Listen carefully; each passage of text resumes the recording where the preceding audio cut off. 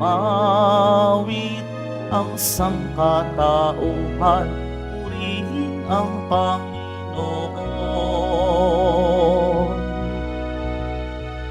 Papuri sa kaitaasan, siya'y papurihan, Diyos ng lahat. O papuri sa kaitaasan, siya'y papurihan, ngayon at magpakailanman. Sa ngalan ng Ama at ng Anak at ng Espiritu Santo, Amen. sumainyo ang Panginoon. At sumaiyo rin. Mga kapatid, aminin natin ang ating mga kasalanan upang tayo maging marapat gumanap sa banal na pagdiriwang. Panginoong Hesus, Ikaw ang makapangyarihang Diyos at Prinsipe ng kapayapaan.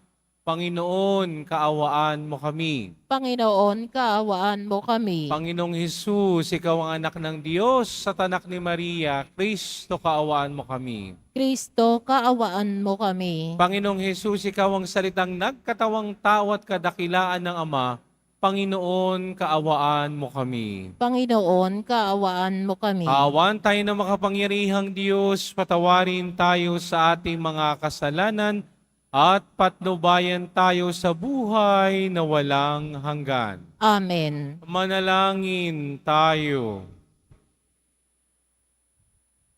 Ama naming makapangyarihan, ipagkaloob kami magkamit kailanman ng kalusugan at kagalingan sa aming katawan at kalooban.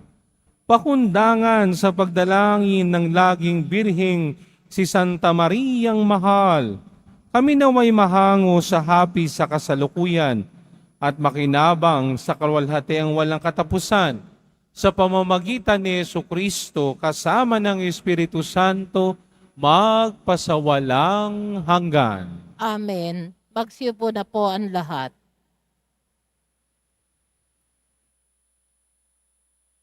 Pagbasa mula sa aklat ni Propeta Jeremias.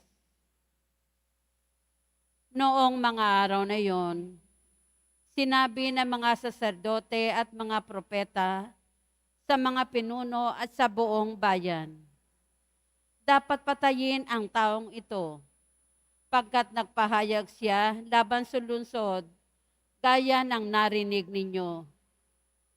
Sinabi naman ni Jeremias sa mga pinuno at sa mga taong naroon, sinugo ako ng Panginoon upang magpahayag laban sa templong ito at laban sa lungsod, gaya ng narinig na ninyo. Kaya nga magbago kayo ng inyong pamumuhay at mga gawain, at sundin ninyo ang utos ng Panginoon na inyong Diyos. Sa gayon mahahabag ang Panginoon at hindi niya itutuloy ang parusang inilalaan sa inyo. Ako'y nasa ilalim ng kapangyarihan ninyo. Maaari ninyong gawin ang anumang iniisip ninyong matuwid at makatarungan. Ngunit ito ang inyong tandaan.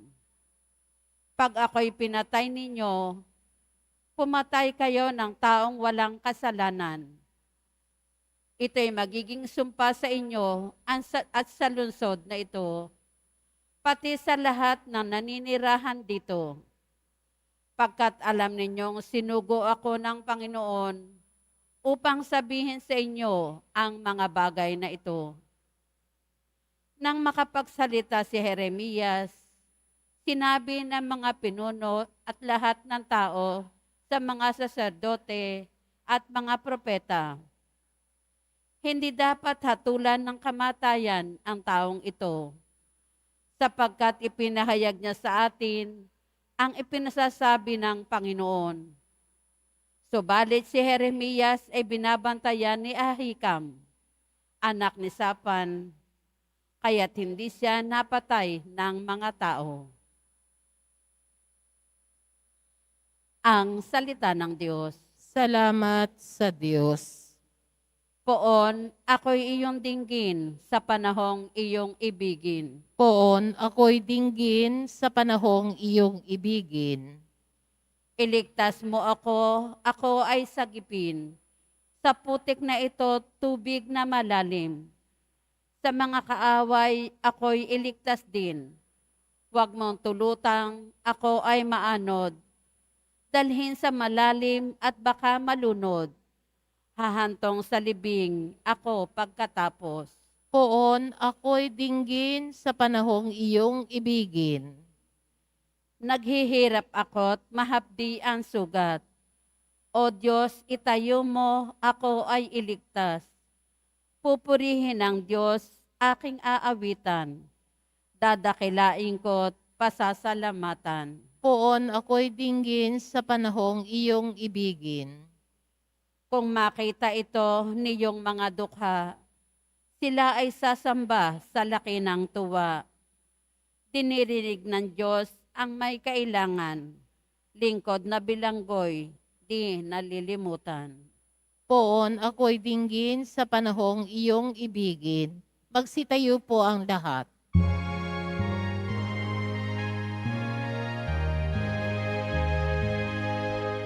Alleluia, Alleluia, Alleluia, Alleluia.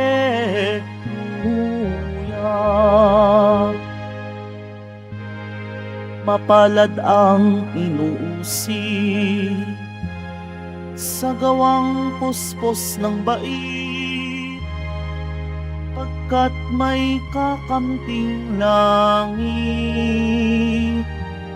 Alleluia,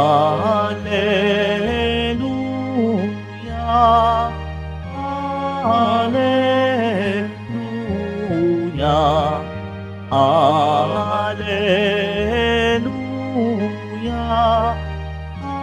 Alleluia.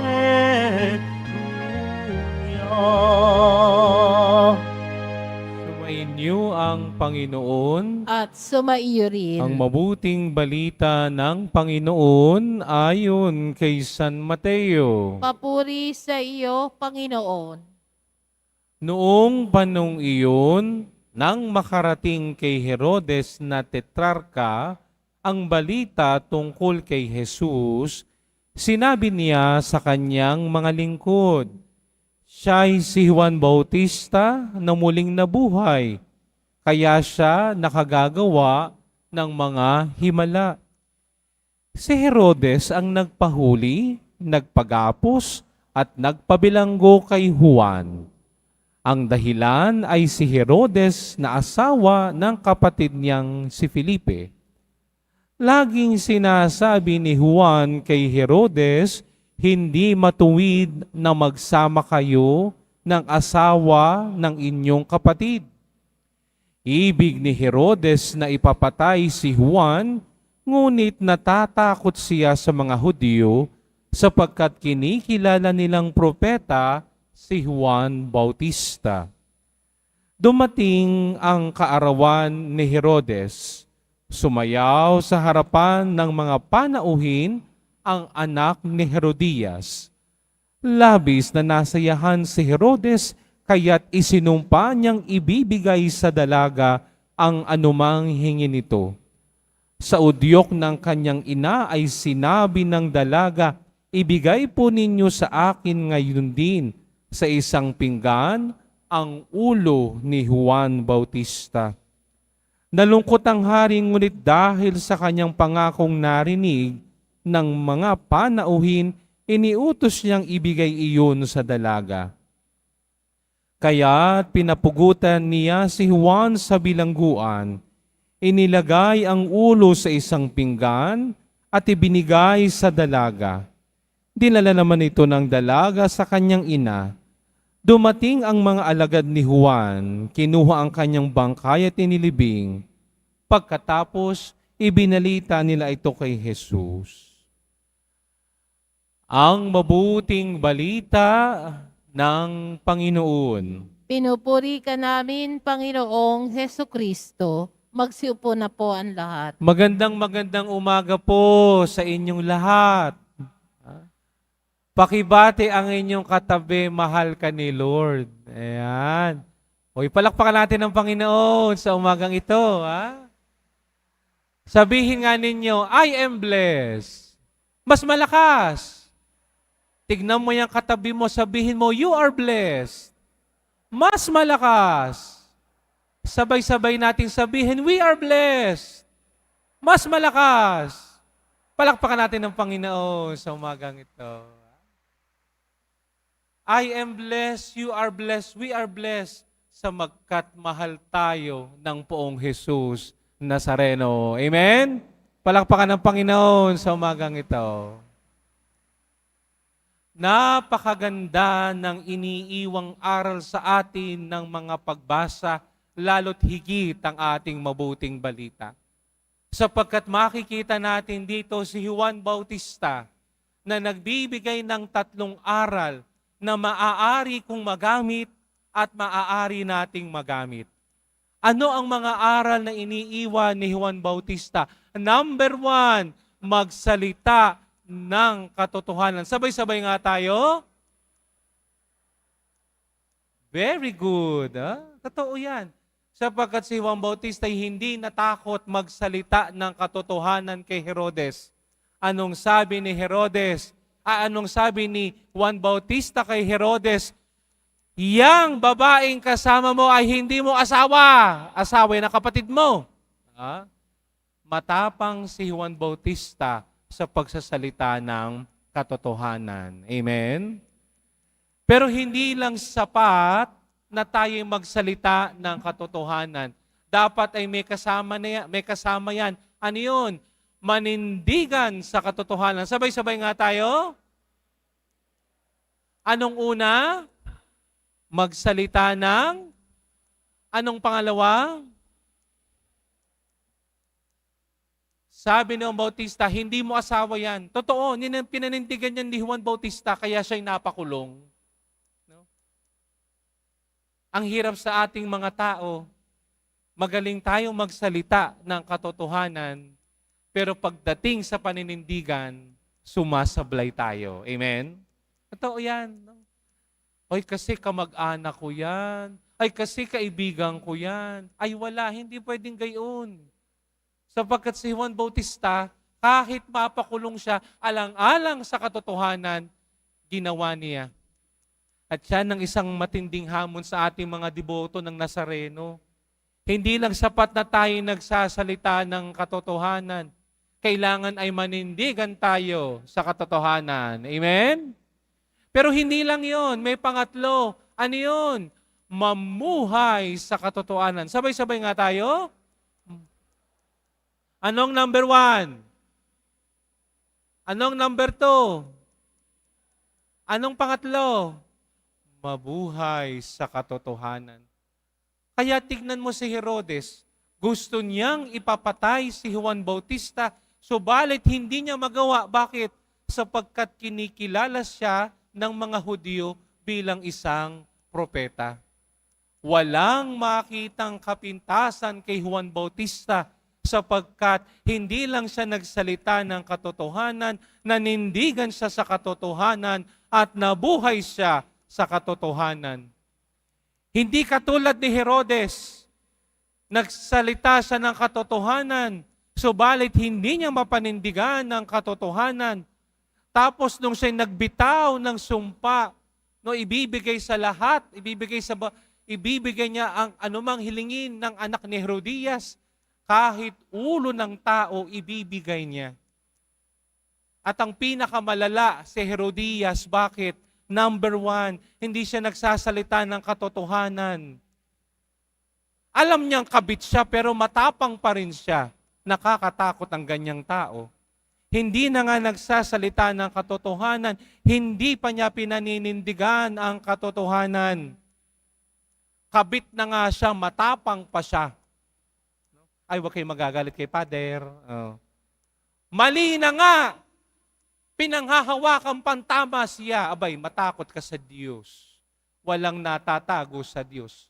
At ang malala nito, hindi nabubuhay sa katotohanan si Herodias. Ginamit pa niya ang kanyang anak para ipapatay si Juan Bautista. Nakakatakot ang mga taong hindi nabubuhay sa katotohanan. Bakit? Gagamitin kahit ang mga inosenteng tao para sa kanilang pansariling kapakanan upang pagtakpan ang kanilang mga maling ginagawa. Tinamang unang pagbasa, si Jeremias ganun din. Nagsalita siya ng katotohanan. Kayong mga nasa templo, kayong nasa pamahalaan, bulok kayo, bulok! Anong English ng bulok? Corrupt na kayo. Masyadong corruption ninyo. Yan ang sinabi ng propeta Jeremias. Bulok ang nasa templo, bulok ang nasa pamahalaan, parurusahan kayo ng Diyos. Anong sabi ng mga tao at nasa templo? Patayin natin siya. Pero anong sabi? Nanindigan si Jeremias sa katotohanan. Bahala kayo. Alam kong nasa ilalim niyo ako. Subalit hindi ko pwedeng baliin kung anong sinabi ng Diyos. At dahil si Jeremias ay namumuhay sa katotohanan, hindi siya ginalaw ng mga tao. Bakit? May nagbantay sa kanya upang siya ay mabuhay. Yan ang magandang tinuturo ng ating unang pagbasa at ng ating mabuting balita. Sa panahon natin ngayon, punong-puno na tayo ng kasinungalingan. At dahil punong-puno na ng kasinungalingan ng mundo at tayong mga tao, kahit mali, ginagawa nating tama. Kung ano ang kasinungalingan, yan ang inaakyat natin. No? Okay, magagalit kay Father. Para bagay na napanood ko sa Olympics, nung naglaban yung Italy at yung Algerian. Yung Algerian trans woman. Lalaki po talaga siya. At ang nilabanan niya ay tunay na babae. Kaya pagkatapos ng 2 suntok, yung Italia sumuko. Bakit? Kasi hindi naman talaga babae ang kalaban niya. Ang kalaban niya ay lalaki. Subalit anong sinasabi nito? Babae daw siya. Kita mo na yan. Ako po'y rumirespeto, subalit kailangan ang mangibabaw ay ang katotohanan, hindi ang kasinungalingan.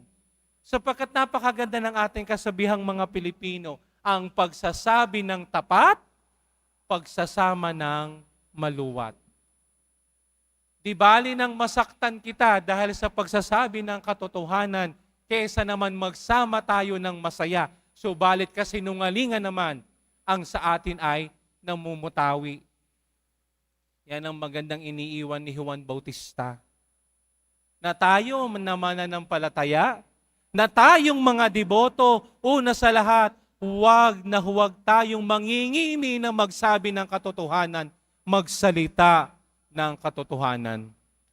Pero hindi lang sapat na tayong magsalita ng katotohanan, manindigan tayo sa katotohanan. Mali kung mali, tama kung tama, itim kung itim, puti kung puti. Pero hindi lang sapat na tayo magsasalita at tayo maninindigan. Kailangan ang buhay ko ay sumasalamin din sa katotohanan. Amen?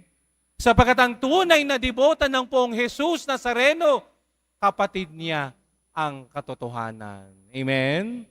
And ang hihilingin natin sa mahal na Birheng Maria, ngayong unang Sabado sa buwan ng Agosto, na nawa ako at tayo ay akayin ng mahal na ina sa kanyang anak, ang mahal na Poong Jesus Nazareno, na siyang daan, katotohanan at ang buhay.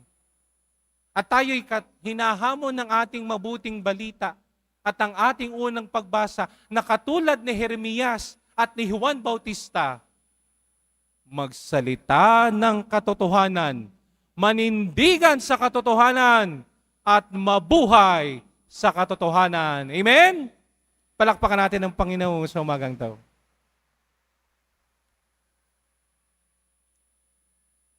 Magsitayo po ang lahat.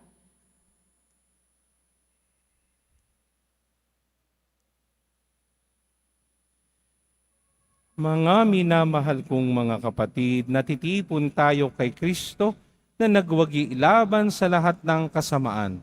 Lakas loob tayong lumapit sa Ama, kasabay ng ating mga panalangin. Makapangyarihang Ama, gawin mo kaming mapagwagi sa iyong pamamaraan. Makapagyarihang Ama, gawin mo kaming mapagwagi sa iyong pamamaraan.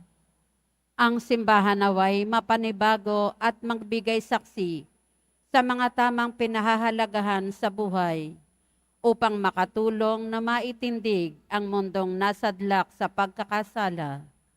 Manalangin tayo. Makapangyarihang Ama, gawin mo kaming mapagwagi sa iyong pamamaraan.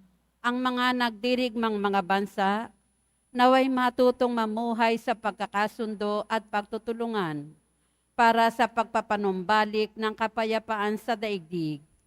Manalangin tayo. Makapagyarihang Ama, gawin mo kaming mapagwagi sa iyong pamamaraan. At tinawang itaguyod ng buong puso ang katotohanan at labanan ang patago at pailalim na impluensya ng kasamaan. Manalangin tayo. Makapangyarihang Ama, gawin mo kaming mapagwagi sa iyong pamamaraan. Ang mga may sakit naway tumanggap ng kasiyahan ng pag-ibig ng Diyos mula sa mga taong kumakalinga sa kanila. Manalangin tayo. Makapangyarihang Ama, gawin mo kaming mapagwagi sa iyong pamamaraan. Ang mga tapat na yumao naway makarating sa pangakong walang hanggang tahanan. Manalangin tayo. Makapangyarihang Ama, gawin mo kaming mapagwagi sa iyong pamamaraan. At sa katahimikan ay ating itaas sa Diyos ang ating mga pansarili at mga natatanging mga kahilingan. Isama din natin sa banal na misang ito ang mga nasawi sa sunog kahapon sa Binondo.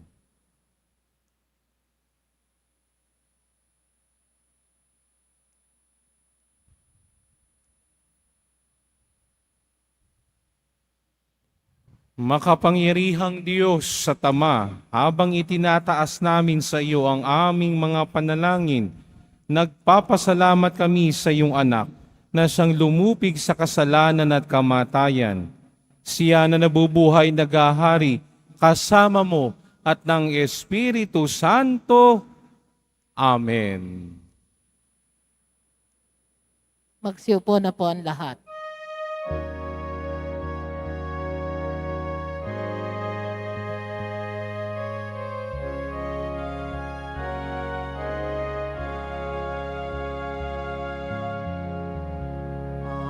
Aming alay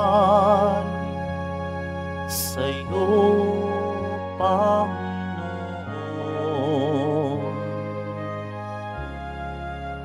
Ang tinapay at alak na iyong kaloob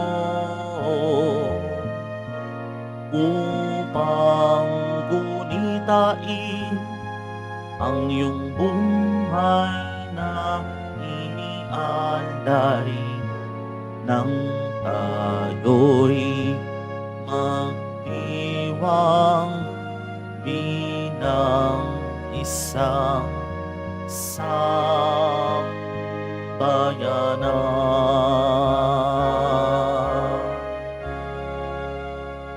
Magsitayo po ang lahat. Manalangin kayo mga kapatid upang ang paghain natin ay kalugdan ng Diyos Amang makapangyarihan. Tanggapin nawa ng Panginoon itong paghahain sa iyong mga kamay sa kapurihan niya at karangalan sa ating kapakinabangan at sa buong sambayanan niyang banal. Ama naming lumikha, ang iyong nagkatawang taong anak ay tumulong nawa sa aming ginagawa upang siya ni iniluwal ni Maria nang di bumawas kundi lalo pang nagpaganap sa pagkabirhen ay magpagindapat na kalugdan mo ang aming paghahain sa ikapagpapatawad ng mga kasalanan sapagkat siya ang Panginoong kasama mo at ng Espiritu Santo magpasawalang hanggan. Amen. Sumainyo ang Panginoon. At sumaiyo rin. Itaas sa Diyos ang inyong puso at diwa. Itinaas na namin sa Panginoon. Pasalamatan natin ang Panginoong ating Diyos. Marapat na siya ay Ama pasalamatan. naming makapangyarihan, tunay ngang marapat na ikaw ay aming pasalamatan.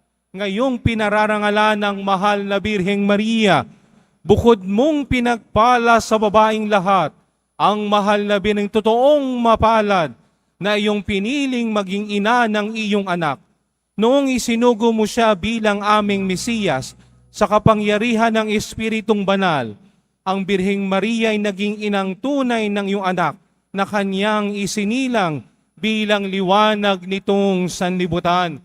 Kaya kaysa namang hena nagsisiawit ng papuri sa iyo, nang walang humpay sa kalangitan, kami nagbubunyi sa iyong kadakilaan. Santo, Santo, Santo, Panginoong Diyos ng mga hukbo, napupuno ang langit at lupa ng kadakilaan mo, o sana sa kaitaasan, pinagpala ang naparirito sa ngalan ng Panginoon, o sana sa kaitaasan, magsiluhod po ang lahat. Ama naming banal, ikaw ang bukal ng tanang kabanalan, kaya't sa pamamagitan ng iyong Espiritu, gawin mong banal ang mga kaloob na ito, upang para sa amin maging katawan at dugo ng aming Panginoong Heso Kristo.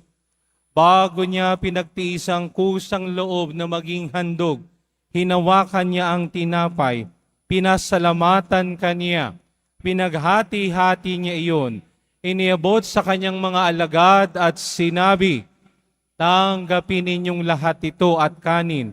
Ito ang aking katawan na ihahandog para sa inyo.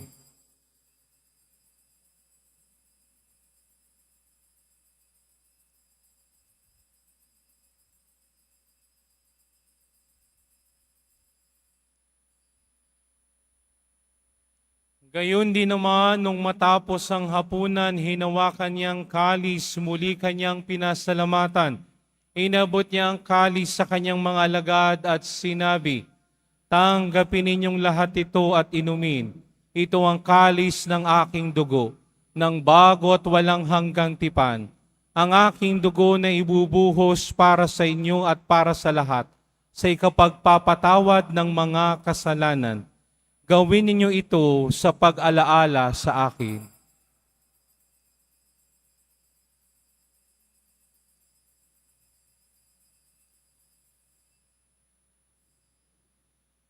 Magsitayo ang lahat. Ipagbunyi natin ang misteryo ng pananampalataya. Si Kristo'y namatay, si Kristo'y nabuhay, si Kristo'y babalik sa wakas ng panahon. Ama, ginagawa namin ngayon ang pag-alaala sa pagkamatay at muling pagkabuhay ng iyong anak.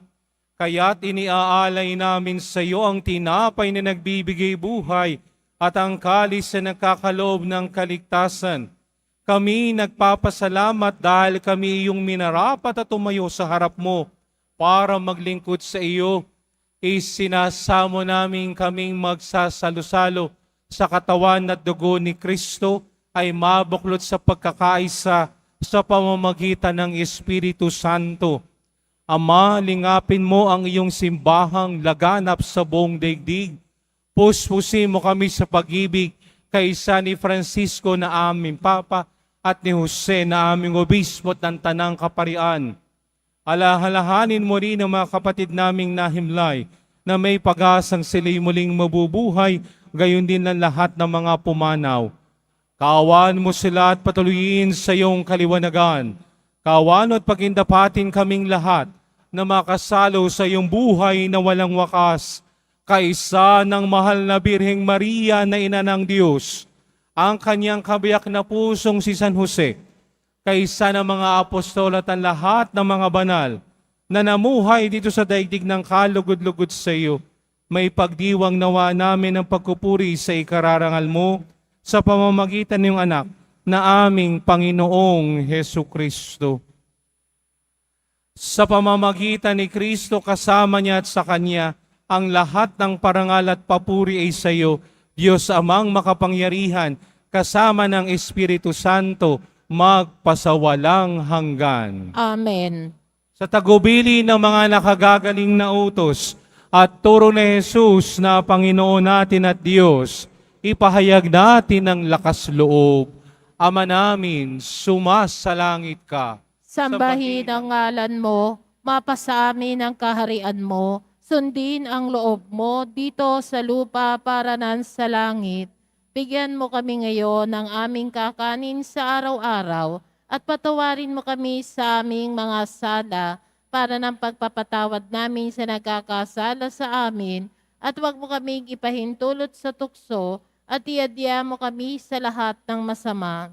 Hinihiling namin kami adya sa lahat ng masama, pagkalooban ng kapayapaan araw-araw, iligtas sa kasalanan at ilayo sa lahat ng kapahamakan, samantalang aming pinananabikan ng dakilang araw ng pagpapahayag ng tagapagligtas naming si Hesu Kristo. Sapagkat iyo ang kaharian at ang kapangyarihan at kapurihan magpakailanman. Amen. Panginoong Hesu Kristo, sinabi mo sa iyong mga apostol, kapayapaan ang iniiwan ko sa inyo, ang aking kapayapaan ang ibinibigay ko sa inyo.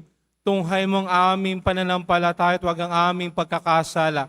Pagkalooban mo kami ng kapayapaan at pagkakaisa ayon sa iyong kalooban, kasama ng Espiritu Santo, magpasawalang hanggan. Amen. Ang kapayapaan ng Panginoon ay laging sumainyo. At sumaiyo rin. Magbigayan tayo ng kapayapaan sa isa't isa. Kordero ng Diyos na nag-aalis ng mga kasalanan ng sanlibutan, maawa ka sa amin. Kordero ng Diyos na nag-aalis ng mga kasalanan ng sanlibutan, maawa ka sa amin. Kordero ng Diyos na nag-aalis ng mga kasalanan ng sanlibutan, ipagkaloob mo sa amin ang kapayapaan. Magsiluhod po ang lahat. Ito ang kordero ng Diyos. Ito ang nag-aalis ng mga kasalanan ng sanlibutan. Mapapalad tayong inaanyayahan sa kanyang piging. Panginoon, hindi ako karapat-dapat na magpatuloy sa iyo, ngunit sa isang salita mo lamang ay gagaling na ako.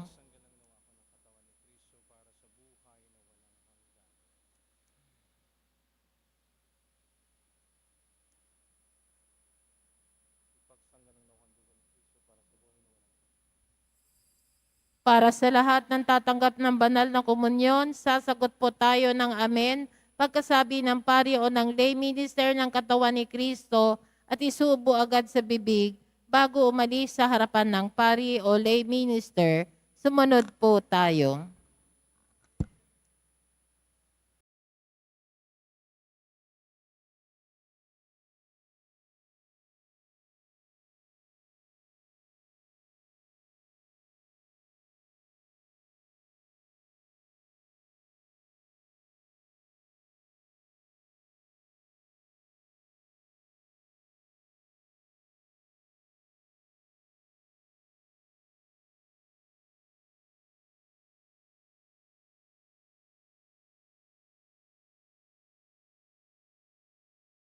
Nalangin tayo.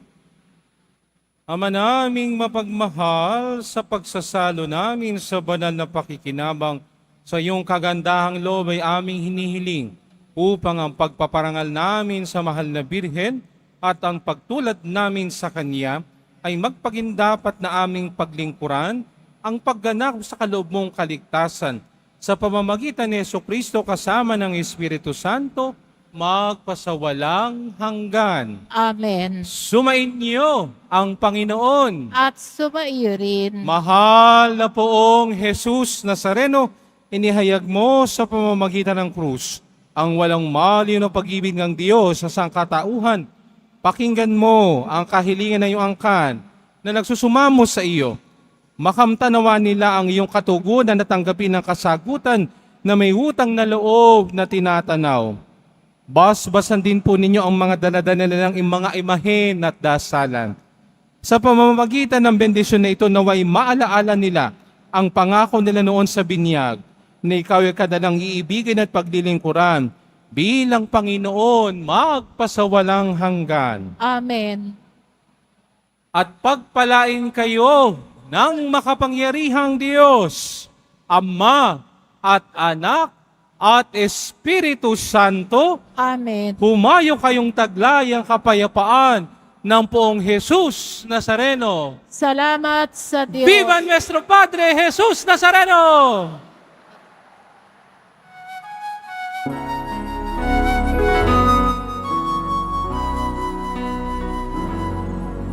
Nuestro Padre Jesus Nazareno, sinasamba ka namin. Pinipintuho ka namin. Aral mo ang aming buhay at kaligtasan.